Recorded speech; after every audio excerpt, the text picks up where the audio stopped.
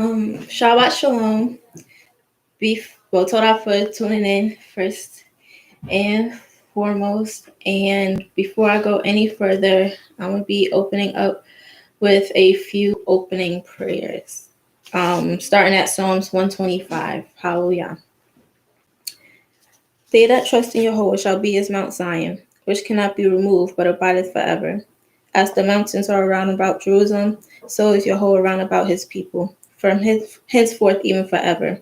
For the rod of the wicked shall not rest upon the lot of the righteous, lest the righteous put forth their hands unto iniquity. Do good, O Jehovah, to those that be good, and to them that are upright in their hearts. As for such as turn aside unto their crooked ways, Jehovah shall lead them forth with the workers of iniquity, but peace shall be upon Israel. Hallelujah. Next, Psalms 124.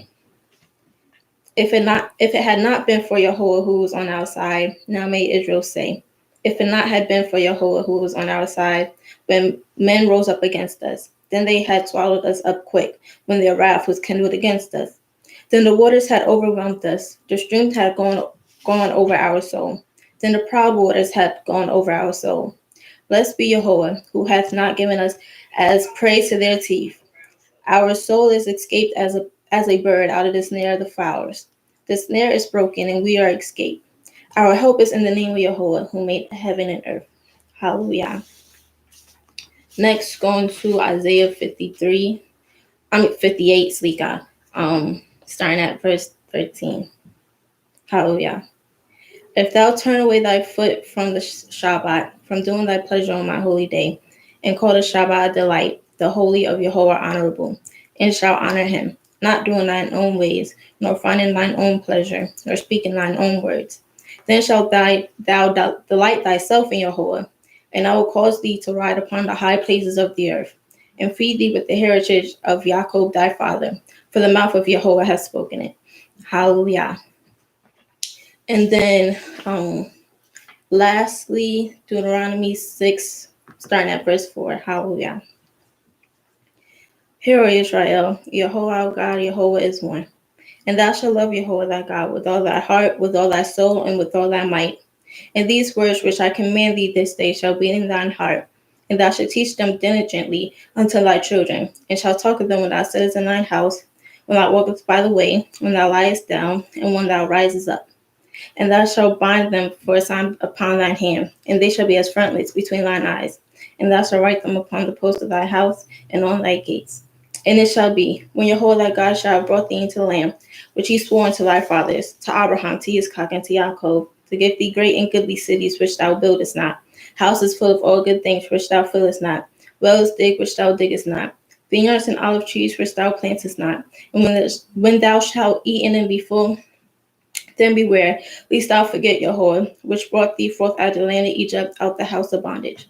Thou shalt fear Jehovah thy God, and serve him, and shalt swear by his name. You shall not go after the gods of the people which is around about you, for Jehovah thy God is a jealous God amongst you, lest the anger of Jehovah thy God be kindled against thee, and destroy thee from off the face of the earth. Hallelujah.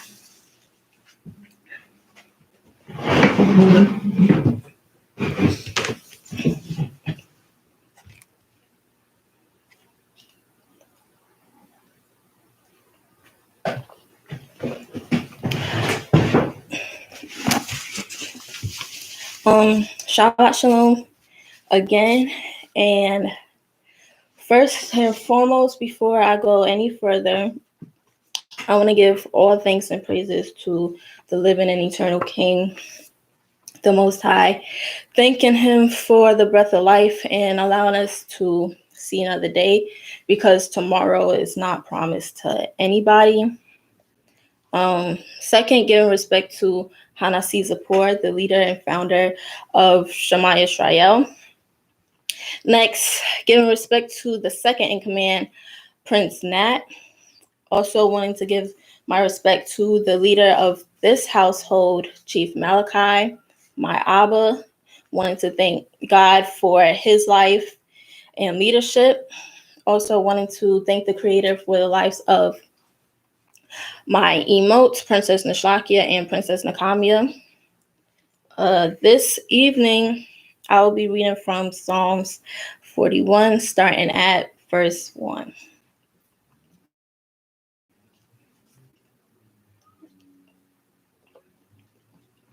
All right. Hallelujah. Blessed is he that considereth the poor. Jehovah will deliver him in the time of trouble. So when we hear the word poor, a lot of us, the first thing that comes to mind is economic poverty, having a lack of money.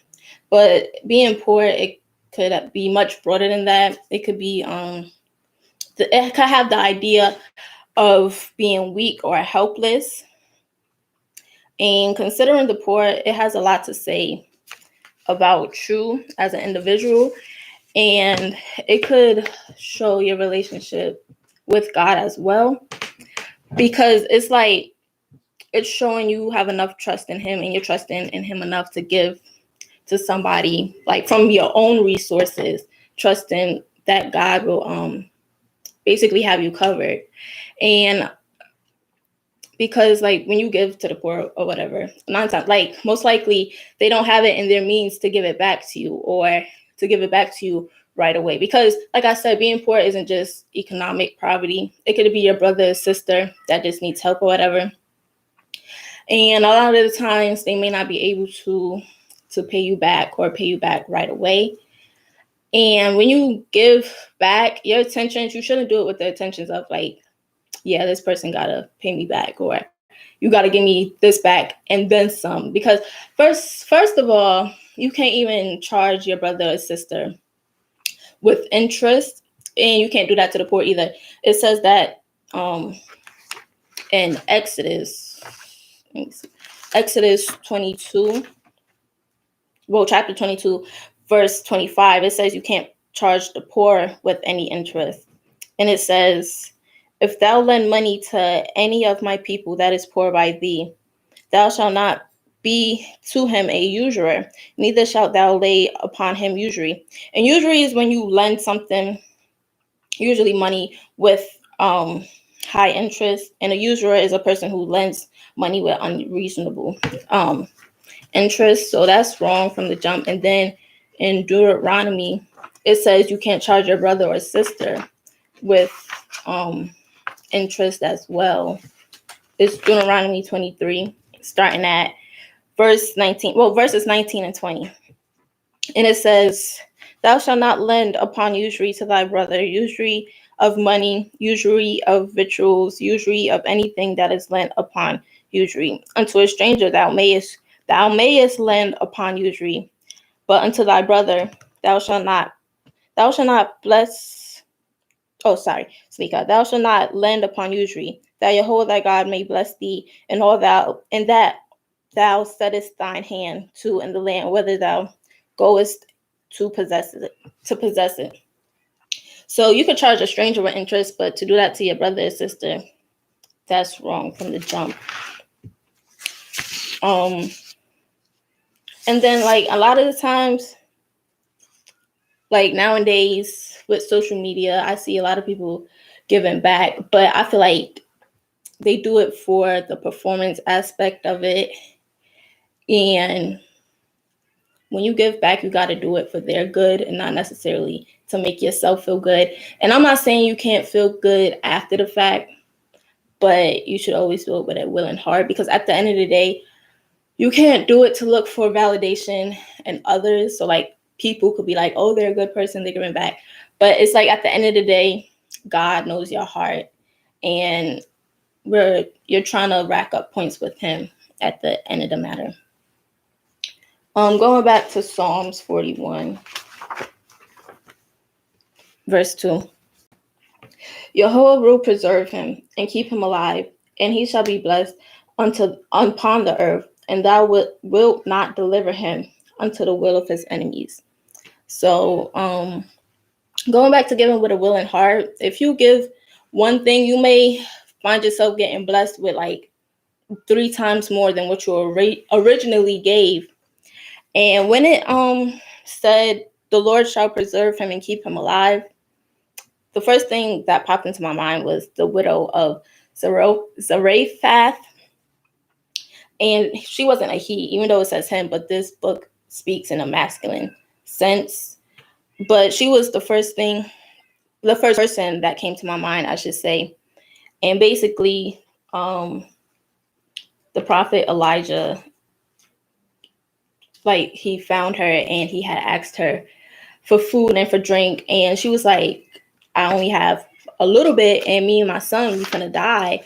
So I don't think I could really help you. But then he was like, trust in the Lord, and you won't run out of that food or whatever. And I'm actually gonna read where it says that. It's in 1 Kings chapter 17, starting at verse 7.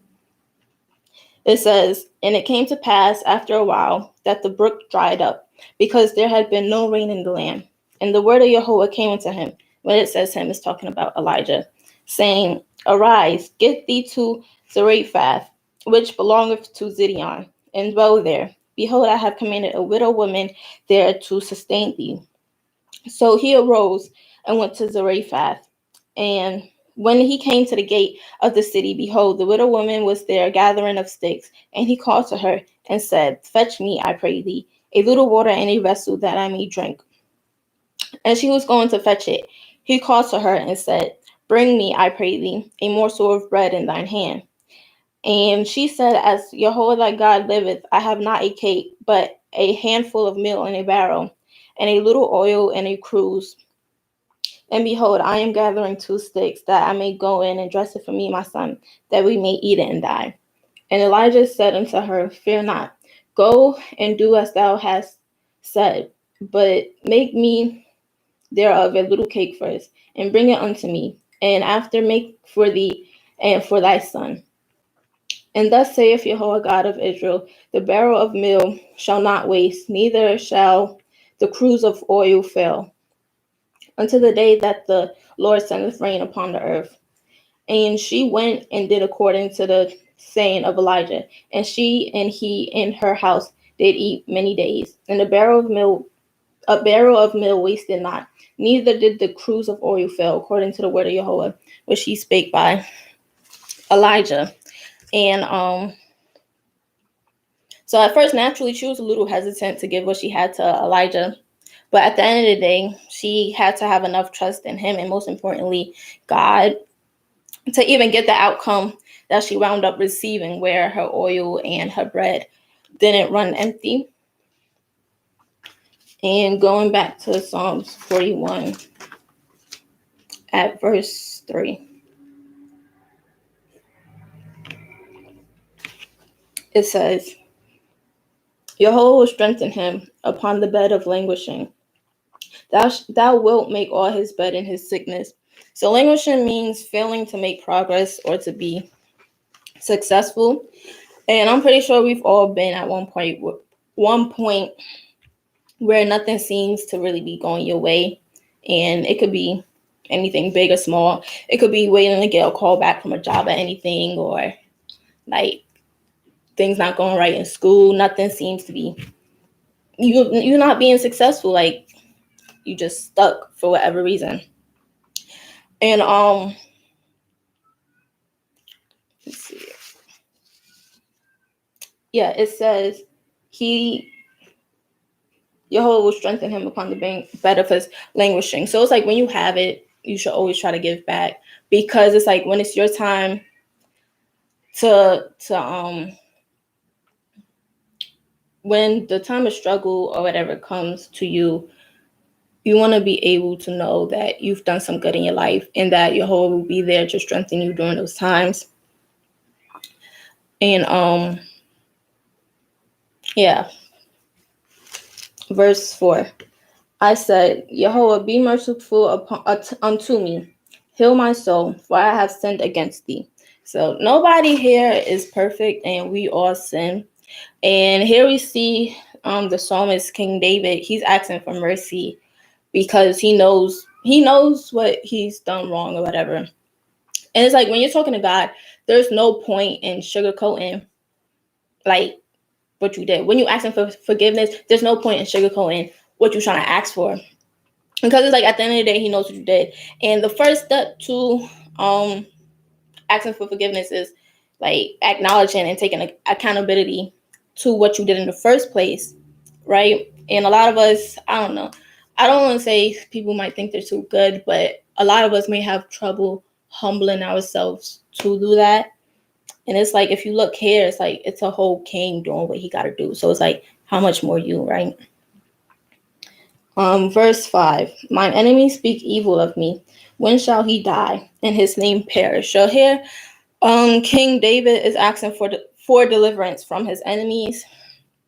And he's stating what's being said about him. And it's like, for me, him going to the Most High says a lot about his character, because he's somebody in power. And it's like, me personally, if I was somebody in power and I knew people were speaking bad about me or whatever, I would get them taken care of, especially if you were king. Like, you don't gotta be like off with their heads, but you can most definitely like put them in the dungeon somewhere. So it's like, for him to humble himself and go to God, that says a lot. And it's like, we should always, when we're praying for something, it's good to ask the Most High to go before you. And I'm not just like saying that just to say it. Like, I be trying to take my own advice as well. It's really beneficial to ask God to go before you in any situation. Verse 6, and if he come to see me, he speaketh vanity. His heart gathereth iniquity to itself. When he goeth abroad, and he telleth it. All that hate me whisper together against me. Against me do they devise my hurt. An evil disease, say they, cleaveth fast unto him. And now that he lieth, he shall arise no more. First of all, these people mad at me because, like, the stuff they're saying is really mean. It says an evil disease is going to cleave unto him. And when he lies down, he's not going to wake up anymore. So basically, they want him dead in the worst way possible. But let me see. Verse 9. Yea, mine own familiar friend, in whom I trusted, which did eat of my bread, hath lifted up his heel against me. And that just goes to show you really got to be careful who your friends are and who you let in your circle. Because sad to say, the ones that have it out for you, it's not a random stranger you pass in the supermarket that just has all this hate. It's the people you come in contact with and you interact with on a day-to-day basis. Like, people will call them snakes because they're the ones in your circle. Like, they be the ones that have it out for you the most, and it's not just no random person.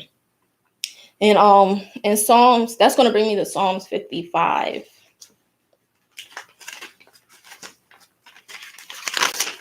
Psalms 55, verse 12. And it says, for it was not an enemy that reproached me, then I could have borne it. Neither was it he that hated me that did magnify himself against me. Then I would have hid myself from him. But it was thou, a man, mine equal, my guide, and mine acquaintance. So like I was saying, it's usually the people in your circle that be having it out for you. And it says,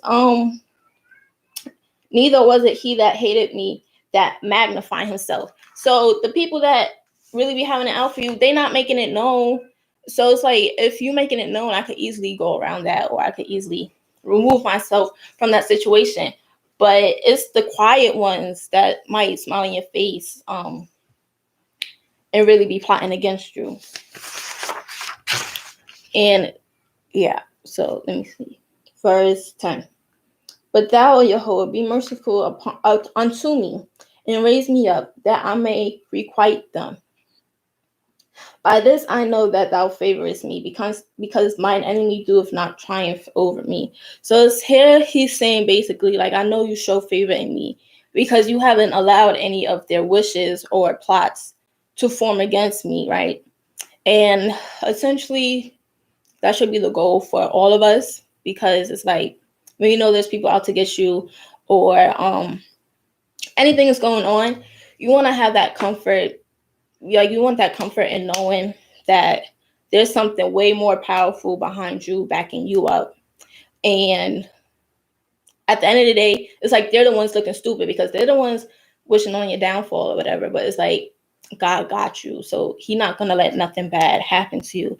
And then that's where having a relationship with the Most High comes into play. And that's where prayers come into play. That's where doing good deeds and giving back comes into play. Basically, is it my Abba?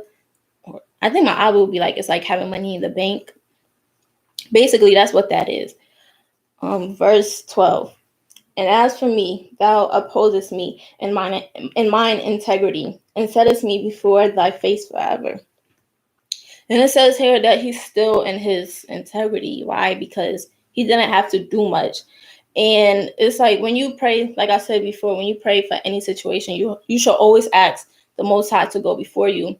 And like I said, like those people out to get you at the end of the day, they're the ones that's going to be looking stuck and stupid and still miserable, because you having that relationship with God is going to keep you basically still striving, like still holding up strong. Verse 13. Blessed be Jehovah God of Israel from everlasting into everlasting. Amen. Amen. Amen. Amen. And I'm not going to even say anything for that verse, because that verse basically speaks for itself. But that concludes my lesson for tonight. And I hope everybody listening has a blessed and peaceful Shabbat. And I'm going to be closing out with a quick prayer.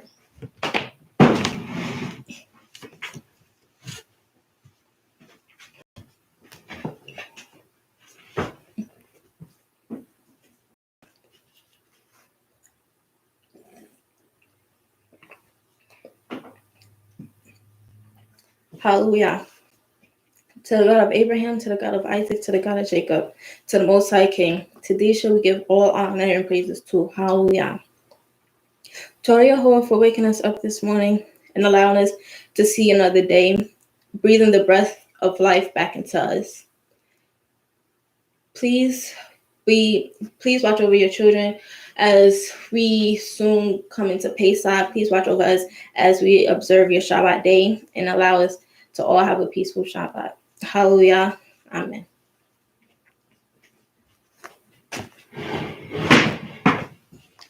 Yeah.